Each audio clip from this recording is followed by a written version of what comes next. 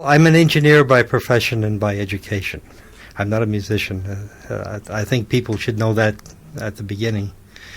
When I was still going to school, I was an electronics hobbyist, and I liked designing and building electronic musical instruments. So this has been a lifelong thing for me. I have a degree in engineering physics, and also another degree in electrical engineering. So I'm a qualified engineer, and with that background, I can design electronic musical instruments, which I'm very happy to do. Were you some kind of nerd in school? Yes, I was. I was a very nerdy nerd. I was never any good at sports, and I was shy, and I really loved electronics. So those three things together made me a nerd. Back then there wasn't that much electronic around, I would say. How did you manage to learn it? Well, not too many things were electronic, but radios were fairly popular. And you could get electronic hobbyist magazines. And if you were an electronics hobbyist, you were expected to build your own equipment.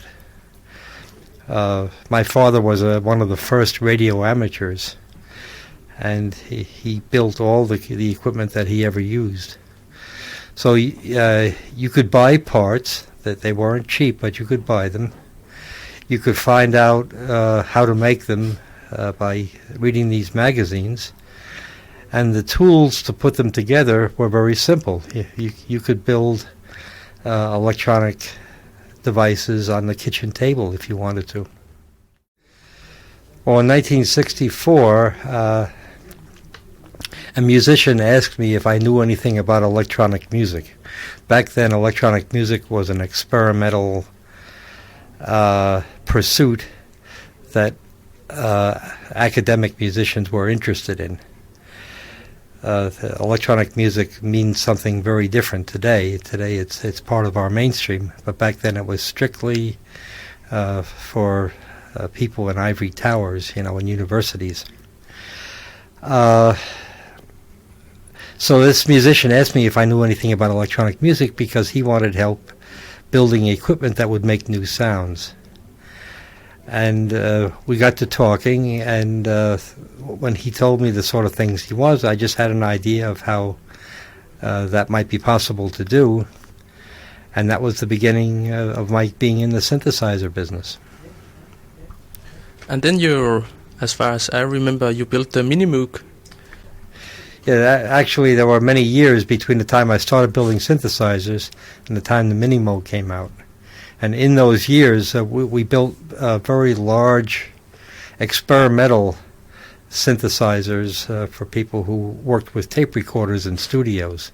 Minimoog was designed to be used on stage, to be played live, which is very different from the way the earlier synthesizers were made. Not really. I can demonstrate our instruments, and every now and then, just for the heck of it, I'll participate in a live performance, but I'm not a musician. I'm not. I do have training playing the piano, but my main love is electronics and electronic musical instrument design. What kind of music do you listen to? I listen to a little bit of everything. Some classical, some jazz, some rock and roll, some modern contemporary electronic music, some folk music. I'm because I'm a listener and not a music producer. It's easy for me to go from one thing to another and enjoy them all. What do you feel when you hear a Moog sound in other musicians' work? Well, I'll tell you what I don't think. I don't think that the sound somehow belongs to me or comes from me. We build instruments, and our customers, the musicians, play them. They use them to make the sounds they want. So if I hear, for instance, say Rick Wakeman playing a Moog synthesizer, I don't think of that as my sound. I think of that as his sound, because the way he's playing it makes it a Rick Wakeman sound. And the same thing is true of all musicians. It's quite famous because it has a very special sound. It does. In fact, there are many sounds that are possible to make, and as I said before, each musician who uses it manages to sound different from every other musician. But what all musicians seem to find playing our instruments is that there's something inspirational, something satisfying, something really basically musical about the way the instrument responds and about the sort of sounds it makes. And that helps them make their own sound. This is a Minimoog Voyager. Let me just do a very brief description for the radio audience. The instrument consists of a 3.5 octave keyboard, a panel with about 40 knobs and switches on it, and some wheels and switches for my left hand to use. Right now, if I play the keyboard from one end to the other, we'll hear a succession of pitches, just as you would expect from a keyboard. Like that. What this keyboard is doing is changing the pitch of one vibrating circuit called an oscillator.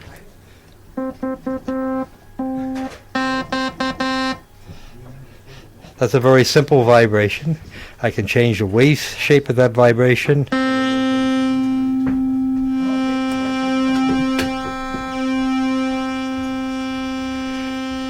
We say I'm changing the spectrum of it.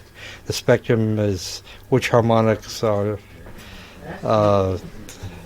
present and which are not, and these determine the tone color.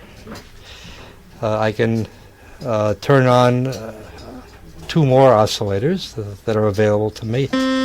Here's the second one. So here are the first and second together now.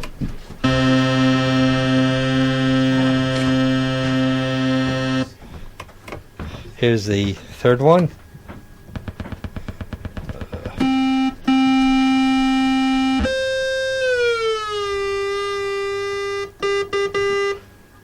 So now I'll put all 3 together.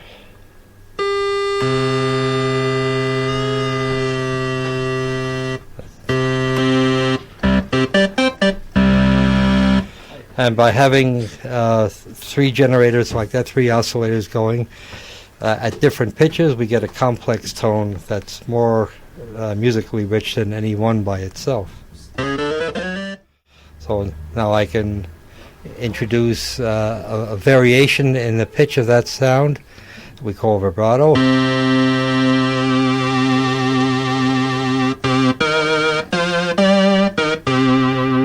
Now I'm adding these things in one at a time. The musician would add them in, add them all in at once as part of a total sound. Next, I'll show you what's called a filter that shapes the harmonics that have been generated.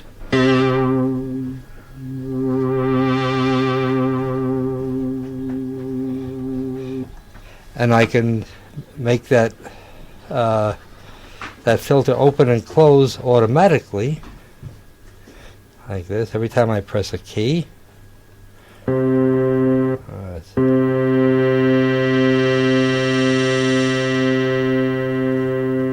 That's very slowly. Here it is faster. Still faster. Here it is very fast.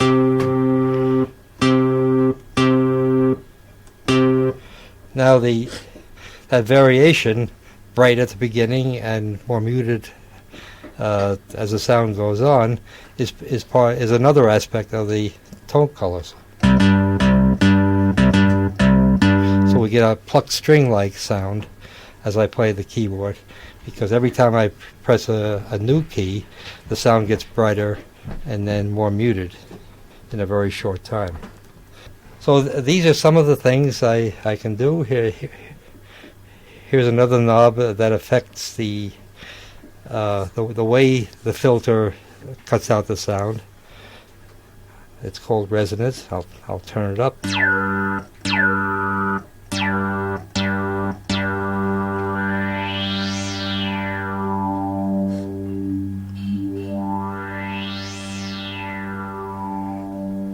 What you should notice that as I introduce more and more of these circuits, the sound gets more and more dynamic and more complex. Let me just run through a couple of sounds that are already in the instrument's memory.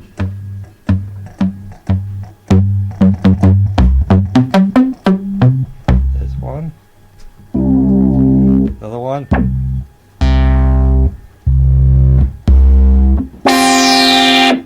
This is Keith Emerson's well-known sound.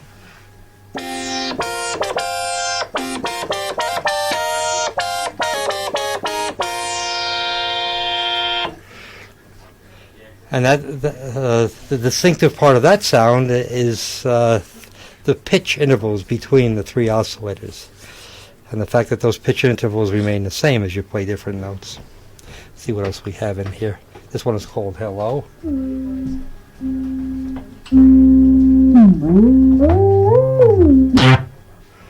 This one is called Lead Dog.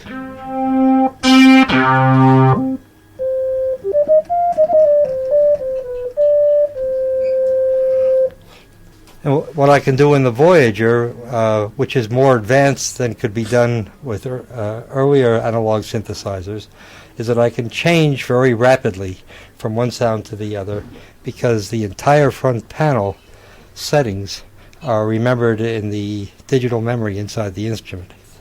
That's the only part of this instrument that's digital. The actual part that makes the sound is all analog, and analog